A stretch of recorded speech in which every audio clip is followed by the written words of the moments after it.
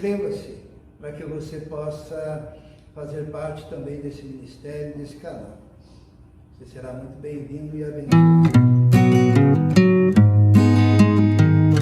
Muito bem, vamos abrir a nossa Bíblia em 2 Coríntios, no capítulo 12. Vocês podem descer e nós vamos meditar na palavra do Senhor nesses últimos dias. Nós temos falado sobre Paulo, sobre a autoridade apostólica de Paulo, sobre o fato também, nós comentamos na semana passada, de um problema que era o surgimento de falsos apóstolos na época do nascimento da igreja. Quando a gente fala de Paulo e fala das epístolas paulinas e fala do Novo Testamento, quando foi escrito, nós estamos nos referindo ao primeiro século da era cristã. Então faz muito tempo, né? E a Bíblia foi transmitida, foi anunciada, foi escrita, e hoje nós temos os relatos na nossa mão. Mas na época do apóstolo Paulo, quem servia de Novo Testamento era a presença dos apóstolos. Lá em Atos diz assim, que perseveraram na doutrina dos apóstolos. Hoje em dia, quando nós queremos saber alguma coisa, nós vamos para a Bíblia, né, para o Novo Testamento. Naquela época não tinha o Novo Testamento, estava em processo ainda. As próprias cartas paulinas estavam sendo escritas e Paulo nem tinha ideia de que aquelas cartas um dia estariam compiladas e colocadas e seria a Bíblia inspirada que nós temos hoje. Então na igreja primitiva era diferente. Eles olhavam o Velho Testamento, sempre olhando como promessas daquilo que viria a ser, né, que seria a nova aliança. E quando eles tinham dúvidas doutrinárias, eles iam aos apóstolos. Então a função apostólica naquela época era essencial. E quem que era o apóstolo? Nós já estudamos isso. O apóstolo era aquele que conviveu com Jesus e aprendeu diretamente de Jesus. Então tinha aquele grupo apostólico que era a base doutrinária da igreja. Mas, como nos dias de hoje, surgiam aqueles que não eram e queriam ser. Então foi uma época de surgimento de muitos falsos líderes e de muitas heresias, como acontece nos dias de hoje.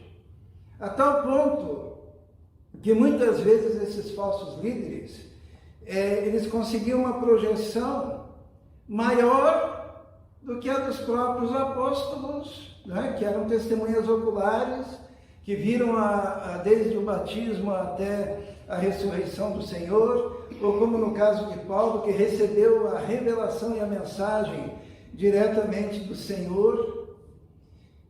E daí, Paulo, no meio de tudo isso, começaram a questionar a autoridade dele. E a segunda carta de Paulo aos Coríntios é onde ele defende a autoridade apostólica dele. E é interessante, porque com isso Deus também nos dá recursos para nós entendermos como a igreja, em todos os tempos, seria atacada por falsos mestres, por falsos apóstolos, por falsos profetas, falsos ensinadores, e como que a gente pode se precaver de tudo isso? Quando Paulo defende a sua autoridade apostólica, ele se vê constrangido a falar algumas coisas, que estão aqui agora no capítulo 12, versículo 1. Eu não sei se os irmãos perceberam, mas sempre que eu começo a pregar, a cachorrada começa a latir lá fora, né? Parece que é o momento deles. E ou barulho de caminhão, ou carro passando, ou moto, mas mesmo você que está vendo pela internet, não se ligue nisso. Se ligue apenas aqui no texto da palavra de Deus. Então, Paulo, na sua defesa de autoridade apostólica, ele diz assim: em verdade, não convém gloriar-me, mas passarei as visões e revelações do Senhor. Sabe por que ele fez isso? Ele diz: olha, eu não queria defender a minha autoridade falando das visões e das revelações que eu tive. É isso que ele está querendo dizer. Ele, num dado momento, ele diz assim que ele se via obrigado até a falar essas coisas, porque ele era humilde. Isso é uma coisa interessante, né? Nós vivemos numa época que o indivíduo, se ele tiver alguma experiência espiritual, ele já sai nos 4 cantos, né? Para divulgar aquilo que aconteceu com ele. E nós vivemos numa época em que isso é muito comum, né? Eu estava dando uma olhada na internet para ver como que estão as coisas, e eu percebi, né, que alguns líderes que ensinam heresias, eles sempre têm a mesma metodologia. Eles usam a ideia de que eles passaram por uma EQM. Todo mundo sabe o que é EQM? Experiência quase morte. Então o indivíduo diz, eu passei por uma experiência quase morte, e nessa experiência alguém me tocou, um anjo me tocou, o Espírito Santo me tocou quando eu estava naquele acidente de carro, quando eu estava naquela UTI, quando eu estava em coma, e daí eu tive uma visão, e em cima disso, daí ele sai por aí pregando, é sempre do mesmo jeito. É muito interessante isso. Muito embora a gente não veja isso na Bíblia, é a metodologia. Semana passada eu falei do Kenneth Hagin. O Kenneth Hagin, para confirmar a sua autoridade, ele diz que quando ele era adolescente, ele estava muito doente do coração, e naquela enfermidade dele, ele morreu e foi para o inferno. Daí ele foi lá, viu as coisas que aconteciam no inferno, mas daí Jesus o chamou e o sugou como se fosse um aspirador de pó e trouxe ele para a cama de novo. Daí ele estava lá na cama, no leito de enfermidade, daí ele resolveu aceitar Jesus como Salvador, e daí logo em seguida ele morreu de novo, dessa vez ele foi para cima, e daí ele viu o céu como é que era, daí Deus disse, não, você tem que pregar, daí sugou ele de volta, e daí ele saiu divulgando a mensagem dele. Esse método de dizer que foi para o céu, que foi para o inferno, que voltou para falar, que estava numa IQM, no estado quase morte, e depois voltou e transmitiu a mensagem, ou levou uma pedrada na cabeça, e aquela pedrada ajudou a pessoa a ter uma visão melhor, né? Que nem o Gabriel já levou uma pedrada na cabeça, né? Mas não teve visão. Ou encontrou com um anjo. Até eu fiz um texto ontem, onde eu falava sobre Paulo ter proibido essa questão de você receber mensagem de anjo, né? Ele diz assim, que ainda se ele mesmo, Paulo, resolvesse pregar um evangelho diferente, ele deveria ser anátema. E mesmo que o anjo do céu viesse e anunciasse um evangelho diferente, seria anátema também. Anátema seria maldito, porque o evangelho já está posto, o evangelho já está anunciado, o evangelho já está escrito, e Deus não vai se utilizar de EQM, Deus não vai se utilizar de visões extraordinárias, Deus não vai se utilizar, Deus vai usar a palavra. Porque a Bíblia diz que a palavra é viva, e eficaz e mais cortante que espada de 2 gumes. Mas é interessante que sempre que se levanta um líder, ele tem que se basear, líder falso, tá? Em visões e revelações que teve. Então, ou quase morreu, foi para o inferno, ou foi para o céu, ou viu um anjo, ou de repente aconteceu algo mirabolante, e ele sai por aí contando essas coisas. Mas com Paulo foi bem diferente, né? Nós vamos pular aqui e vamos para o próximo versículo, onde Paulo começa a falar das revelações e visões que ele teve. Ele diz assim, olha, vocês estão me constrangendo a falar das minhas visões e revelações. Então, eu vou falar. E olha como ele é diferente, né? Ele diz assim, conheço um homem em Cristo, ele não consegue nem falar que é ele, tá? Tamanha era a humildade dele. Ele diz, conheço um homem em Cristo, e é ele mesmo, que há 14 anos, se no corpo não sei, se fora do corpo Não sei, Deus o sabe, foi arrebatado ao terceiro céu. Olha que coisa interessante, ele diz, olha, vocês gostam tanto de revelações, vocês gostam tanto de visões, vocês estão atrás de superapóstolos, vocês estão atrás de superlíderes, mas olha, vocês estão me obrigando, eu vou contar um pouquinho de mim. Eu conheço um homem que há 14 anos, quanto tempo ele demorou para contar isso? 14 anos. Imagine se fosse um de nós. Imagine, Bia, você ir lá no paraíso, conversar lá, ouvir coisas lá no paraíso, aquela história, né? Você acha que ela contava, Fernanda? Só para mim. Contava rapidinho ou demorava uns 14 anos? Eu acho que essa humildade de Paulo, né? Ele guardou para si. Ele guardou para si.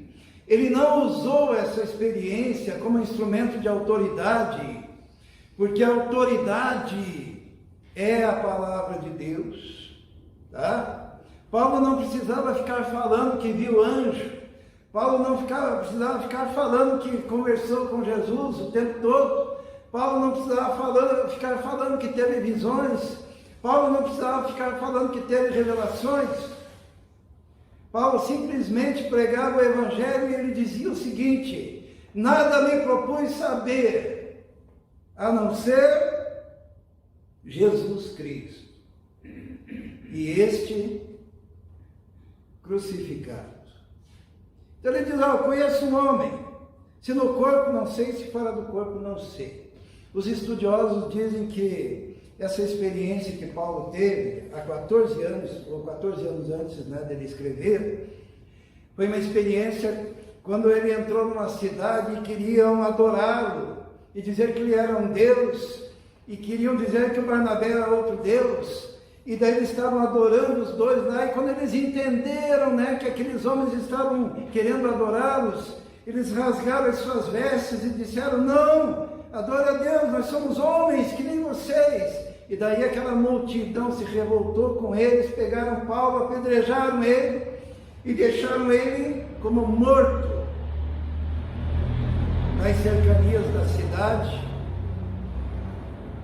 E alguns estudiosos acreditam que ali, quando ele estava naquele estado, talvez uma EQL, né, já que gostam tanto de EQL, ele foi levado até o terceiro céu, até o paraíso.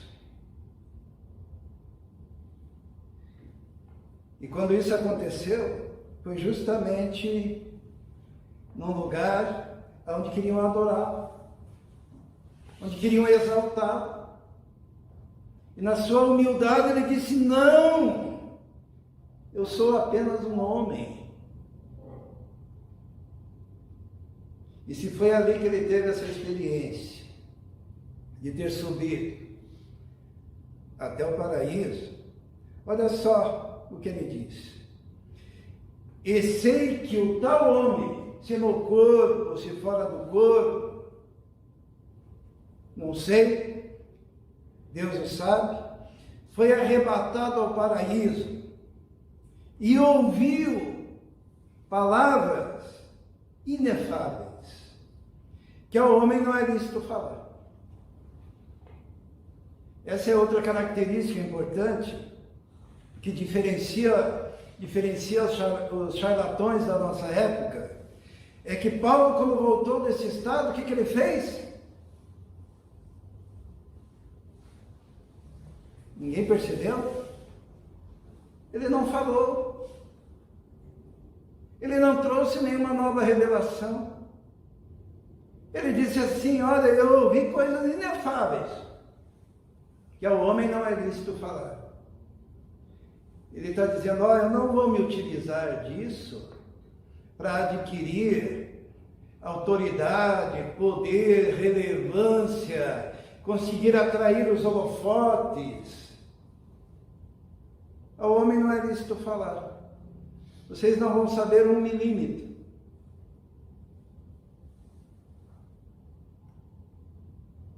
E ali estava a humildade de Paulo, e ele diz assim: de alguém assim me gloriarei eu, mas de mim mesmo não me gloriarei, senão nas minhas fraquezas. Eu tenho ficado assim muito preocupado com a nova geração que surge no momento de líderes mirabolantes, visionários de visões falsas, que para sustentar a autoridade indicam o seu estado de EQM, que morreram e voltaram, ou estiveram no estado quase morte, que viram coisas que eles falam aos borbotões e que não se coadunam com as Escrituras. Por isso que muitas vezes nós temos pregado sobre isso. Paulo, nós já estudamos isso, ele estava preocupado que a igreja fosse enganada pela astúcia da serpente e se afastasse da simplicidade e da pureza que há em Cristo Jesus. Agora, o mais interessante é que este não é um fenômeno apenas na nossa época, mas é um fenômeno que aconteceu no nascimento da igreja também. E nós podemos ver isso. Eu vou colocar aqui alguns personagens bíblicos que surgiram naquela época e que se aproveitavam disso. O primeiro personagem, o mais famoso, está em Apocalipse 2,14, que diz assim para a igreja: mas algumas poucas coisas tenho contra ti, porque tens lá os que seguem a doutrina de Balaão, o qual ensinava Balaque a lançar tropeços diante dos filhos de Israel, para que comessem dos sacrifícios da idolatria e se prostituíssem. Um dos líderes daquela época eram aqueles que seguiam os ensinamentos de Balaão. Balaão, essa palavra, ele se refere, lógico, àquele profeta do Velho Testamento que foi repreendido por uma mula, né? E que o que aconteceu com ele é que ele estava recebendo dinheiro para amaldiçoar o povo de Deus, e ele estava tentado a receber esse dinheiro, né? Sendo contratado para esse objetivo. E como ele não conseguiu amaldiçoar o povo de Deus, ele ensinou os inimigos do povo de Deus como que o povo de Deus poderia ser destruído. Ele falou para os inimigos do povo de Deus: faça esse povo pecar, coloquem mulheres aí seminuas dançando no meio deles, que eles vão cometer pecado, e Deus, o Deus deles, não ama o pecado, e o Deus deles vai pesar a mão. Então ele ensinou os inimigos como prejudicar o povo de Deus, porque o único interesse que tinha Balaão era o interesse financeiro, era o dinheiro. E agora surgiram líderes que pregam contra o dízimo, porque eles vivem de oferta. Como eles vivem fazendo palestras e não têm compromisso com igreja nenhuma, eles vivem de ofertas, então eles querem desviar os dízimos das igrejas para as ofertas que eles recebem, para manterem a sua vida luxuosa à custa da simplicidade do povo de Deus. A palavra Balaão significa aquele que não tem povo. E os discípulos de Balaão são aqueles que não têm compromisso nenhum com o povo, não têm compromisso nenhum com a verdade, mas têm um compromisso sim com ganhar dinheiro. O apóstolo Pedro falou e profetizou, dizendo que no futuro fariam comércio da igreja do Senhor, fariam comércio de vós, nós viraríamos produto.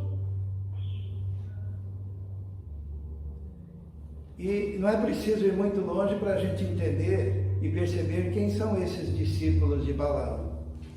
Outro grupo daquela época eram os nicolaítas. Diz lá, Assim tens também os que seguem a doutrina dos nicolaítas. A palavra Nicolau significa aquele que dá a vitória, ou aquele que leva a vitória, né? E os nicolaítas, que vem de duas palavras, Nico e Laos. Laos todo mundo sabe aqui o que significa, né? Povo. E Nico fala de entretenimento. Então os nicolaítas são aqueles que através do entretenimento fazem mensagens de vitória. Hoje nós chamamos eles de adeptos da teologia do pensamento positivo, adeptos da teologia da confissão positiva, adeptos da teologia da prosperidade. E a gente pensa que é uma grande novidade, mas olha aí, no primeiro século já tinham os seguidores da doutrina dos nicolaítas. E isso é terrível, sabe? Porque o crente, ele acaba ficando meio retardado quando segue isso. Esses dias, não sei se eu conto essa história, mas eu vou contar subliminarmente, né? Vamos dar um cuidado com isso. Mas é chegar na casa das pessoas e ter frasezinhas de efeito: você é vitorioso, você é vencedor, você é o campeão dos campeões, você vai conseguir tudo na vida, São os discípulos do Nicolau, são os nicolaítas. Por quê? São aqueles que gostam de caixinha de promessa, né? Porque a Bíblia é inteira. Se você tem uma caixinha de promessa, você tem que ter uma caixinha de juízo também, uma caixinha de doutrina, né? Uma caixinha de repreensão. Qual que vocês preferem? For comprar uma caixinha de promessa, né? Caixinha de promessa. A Bíblia é um todo. E esses, como é que chama mesmo? Coach, né? Os coaches evangélicos, que ficam dizendo: vai lá, você vai conseguir, você é vitorioso, você tem tudo na mão, vai dar tudo certo. E nunca falam do pecado, nunca falam do compromisso com Deus, nunca falam do sofrimento, nunca falam da bênção, que é quando o Senhor nos repreende. Isso tinha naquela época também. E tinha também esse que eu acho muito pernicioso, né? E que a gente vê constantemente. Tenho contra ti, está lá em Apocalipse 2:20, que toleras Jezabel, mulher que se diz profetiza. E olha o que tem aparecido de profetisas aí. Ensinar a enganar meus servos, para que se prostituam e comam sacrifícios da idolatria. Mas eu vos digo a vós e aos restantes que estão em Tiatira, a todos quantos não têm esta doutrina e não a conhecem, como dizem, as profundezas de Satanás, que outra carga vos não porei. Essa doutrina, sabe como que era? Era a doutrina daqueles pregadores e pastores e líderes e falsos apóstolos que ensinavam as profundezas de Satanás, as profundidades de Satanás. O que significa isso? É aprender, eles chamam de batalha espiritual, é aprender como é que o diabo age. Olha, o diabo ele age assim, o diabo não gosta dessa cor, o diabo não age numa igreja quando tem alguém de perna cruzada, o diabo, sabe, eles conhecem os detalhes de Satanás, as profundidades de Satanás. E, em vez de pregar Jesus, eles vão nas igrejas para pregar como é que o Satanás funciona, como que ele trabalha. Eu vi isso esses dias, eu fiquei assim pensando: poxa, quanto tempo perdido desse povo, porque havia um pregador ensinando os detalhes de Satanás. E é interessante que sempre segue o mesmo padrão, né? O cara diz que era satanista e que fez um pacto com o diabo, ou foi o pai dele que fez, ou foi o avô dele que fez, e ele estava envolvido com Satanás, atolado com Satanás, e lá ele foi iniciado, daí ele aprendeu um monte de coisa lá, de ocultismo, de esoterismo, e daí agora ele sofreu um acidente, e daí ele teve uma EQM, e daí ele teve uma visão de Deus, daí clamou ao Senhor, daí agora vem para a igreja para ensinar o quê? Não a Bíblia. Ensinar como é que Satanás trabalha.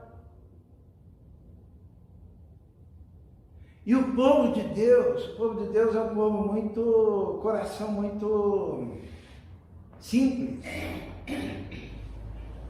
E eles dão holofotes para estes que pregam esse tipo de doutrina. É interessante. Olha, chegou num ponto que se o indivíduo nascer em lar evangélico, vamos supor aí, vamos pegar a Fernanda como exemplo, nasceu na igreja, vai na escola dominical, né? Canta, estuda a Bíblia, louva a Deus, adora a Deus, namora direitinho, tem o pai e a mãe na igreja, tudo certinho, você não serve. Deus não vai te chamar. Por quê? Porque ele chama o indivíduo que é satanista, que foi lá no inferno, que aprendeu com o diabo. Ele chama a mulher que é prostituta, que se atolou, que ficou lá na sarjeta. Ele chama o drogado, aquele cara que se drogava, que injetava na veia. Os irmãos já perceberam isso?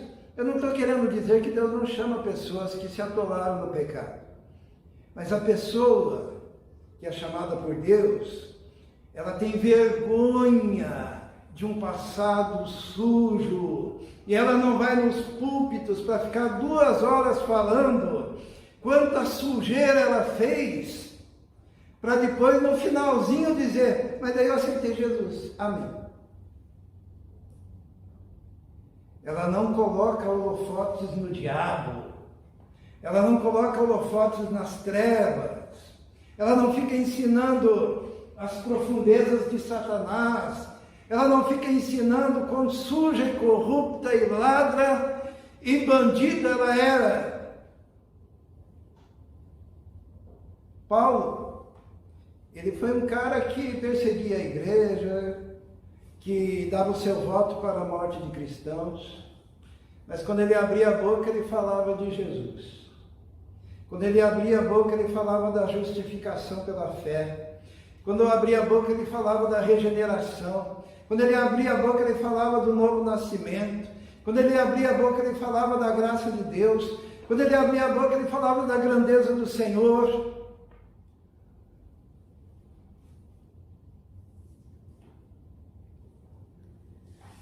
Sempre, quando surgem os falsos ensinadores, eles têm mais ou menos esse coração aqui de Simão. Isso aconteceu lá em Atos, lá em Samaria, diz assim: estava ali um certo homem chamado Simão, que anteriormente exercera naquela cidade arte mágica, e tinha iludido o povo de Samaria, dizendo que era uma grande personagem.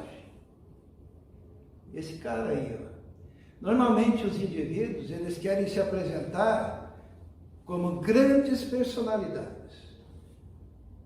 E o nome de Jesus é apagado, e o nome de Jesus vira um produto, e o nome de Jesus é para lucro e ganhar dinheiro, e o nome de Jesus vira arte mágica, que eles ensinam a usar o nome de Jesus como se fora um amuleto.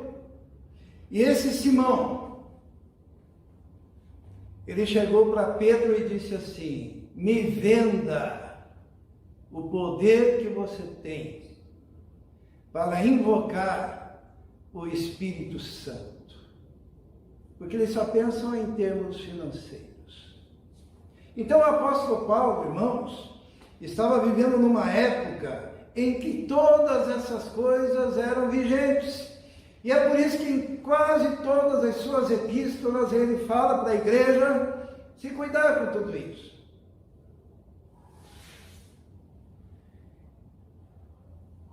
E não é de admirar que hoje, no ano 2021, estou certo? É isso, né? Basta abrir os olhos e ver que tem Jezabel, tem Simão Mágico, tem Nicolaitas, tem os seguidores de Balaão, para tudo quanto é canto. E falta uma igreja consciente, firmada nos valores do Novo Testamento, que não se deixa enrolar, que ama Jesus, que ama a palavra.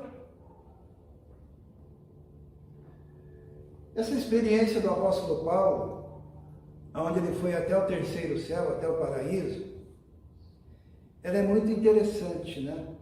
Porque ele voltou, primeiro ele se sente constrangido a falar, né? Diante de tantas coisas que aconteciam na sua época, em especial na igreja de Corinto. Mas só que daí ele diz, se for para falar de visões e revelações, conheço um homem, ele nem tem coragem de falar o seu próprio nome, que foi ao paraíso, e ouviu coisas inefáveis, mas ao homem não é lícito falar. Então, se vocês esperam alguma coisa de mim nesse sentido, esqueçam, porque eu não estou aqui para matar a curiosidade de ninguém a respeito daquilo que Deus guardou para si mesmo.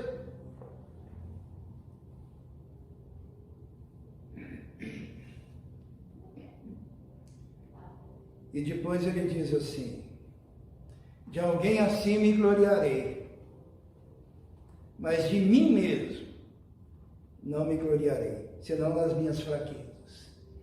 E daí Paulo, em vez de dar um testemunho da sua grandiosidade, ele dá um baita de um testemunho do quê? Das suas fraquezas.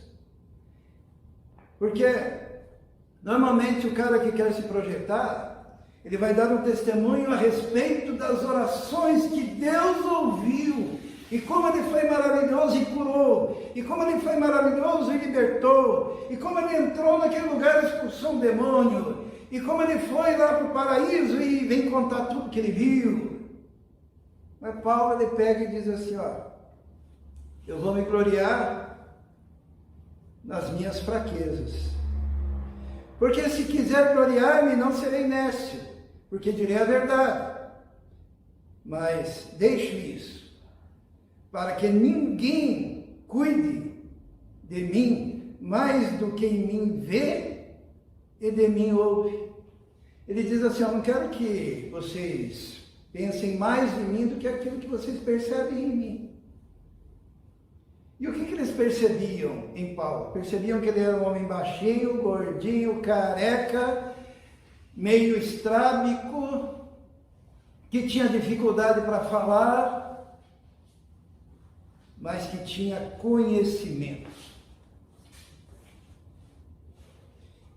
E ele diz assim, e para que não me exaltasse pela excelência das revelações, vê que ele nem conta que revelação que era essa, tá? Foi-me dado um espinho na carne, a saber, um mensageiro de Satanás, para me esbofetear, a fim de não me exaltar. Ele diz assim, Deus foi tão bom comigo, que ele me deu um espinho na carne, porque ele sabia que se ele me deixasse livre, leve, solto, eu sairia por aí me exaltando. E ele diz assim, acerca do qual 3 vezes orei ao Senhor para que se desviasse de mim, e disse-me, a minha graça te basta, porque o meu poder se aperfeiçoa na fraqueza. De boa vontade, pois, me gloriarei nas minhas fraquezas, para que em mim habite o poder de Cristo. Olha o que Paulo está dizendo. Ele vai dar o testemunho dele, de que ele esteve lá no paraíso, mas em vez de ele falar que ele era grandioso, ele falou, Deus não ouviu minha oração. Os irmãos perceberam isso? Ele disse, 3 vezes eu orei ao Senhor para que se desviasse de mim. E disse-me, a minha graça te basta. Isso é, Deus ouviu a oração e disse para ele o quê? Não, a minha graça te basta, porque o meu poder se aperfeiçoa na fraqueza. Irmãos, algumas vezes eu me sinto meio esquisito, meio estranho no meio de tantas coisas que eu vejo.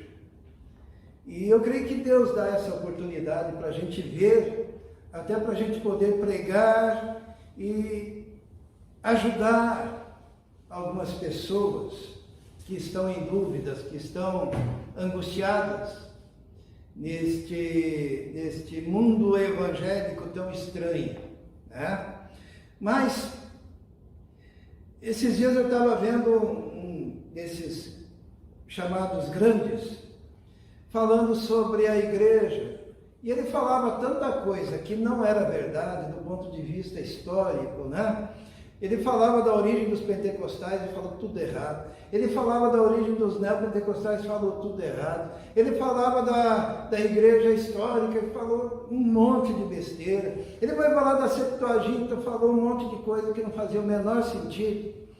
E ele tem uma visão da igreja que para mim só me lembra isso daqui. Alguém conhece? Hã? Ornitorrinco. A igreja está mais ou menos isso aí. Mira, isso aqui é um pato.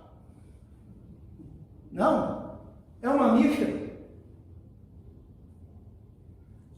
É um mamífero. E olha, é um peixe. Tem rabo, tem pelo. A gente olha, como é que a gente... É muito difícil classificar esse bicho. E a gente olha para a igreja hoje em dia, de uma forma geral, é mais ou menos esse bichinho aí, ó, que é bem bonitinho. Quando é pequenininho, né? Todo mundo gosta, que bonitinho, que bonitinho. Até eu brinquei com a Rebeca. Disse, desculpa, peguei uma foto sua. Brincadeira, brincadeira. Mas olha, as igrejas estão nascendo assim, desengonçadas, pé de pato,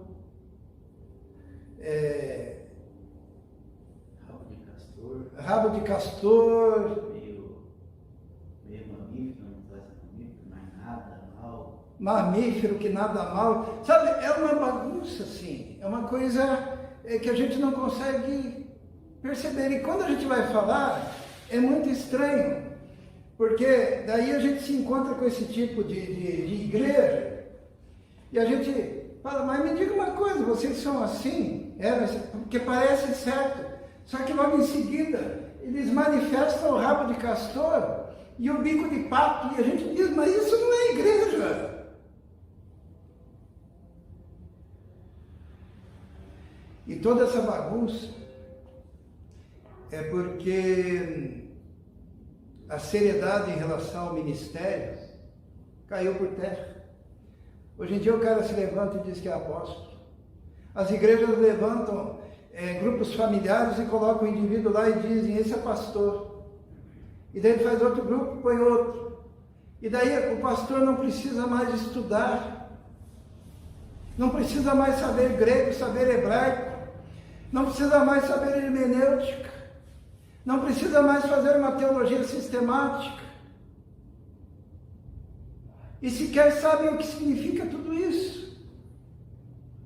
E saem para ensinar. E olha aí, o que vira? Paulo estava muito preocupado com isso. E Paulo exortou a igreja, então, a ser vigilante. E se tem uma exortação que nós precisamos fazer hoje, é que a igreja use o antídoto para tudo isso, que é estudar o Novo Testamento. Comer o Novo Testamento. ler o Novo Testamento, meditar na palavra de Deus e ler de carreirinha, tá? Sabe por quê? Nós já vamos concluir. É que outra característica desse bicho aqui é que eles usam a Bíblia desse jeito também. Eles pegam um versículo que está lá num canto, pegam um outro versículo que não tem nada a ver com aquele primeiro e juntam. E pegam um outro que está no outro canto, que não tem nada a ver com o assunto e juntam. E assim eles vão construindo ideias e teologias e sistematizando coisas absurdas. Mas eles não resistem a 15 minutos de uma leitura corrida, de uma leitura linear, de uma leitura dentro do contexto, porque eles dependem de construir os seus monstros teológicos, as suas doutrinas esquizofrênicas. Se lessem a Bíblia de carreirinha, a gente não tinha chegado nisso. E a defesa do povo de Deus é estudar a Bíblia. É com muita dor que a gente vê que as escolas bíblicas dominicais foram praticamente desligadas, que os grupos familiares trabalham em cima de uma sistemática de propósitos que já são pré-fabricados por alguém que idealizou e colocou aqueles ensinos que já encaminham o indivíduo para virar um bicho desse. Como seria importante, escolas bíblicas que estudam a Bíblia. Como? De carreirinhas, um versículo atrás do outro, sem separar aquilo que Deus deixou junto e sem juntar aquilo que Deus deixou separado. Porque a Bíblia deve ser lida dentro do contexto imediato e contexto global da sua palavra, para não fazermos as esquisitices. Que o povo de Deus ame a Bíblia, ame a palavra, caminhe na luz da palavra, porque lâmpada para os meus pés é a tua palavra e luz para os meus caminhos.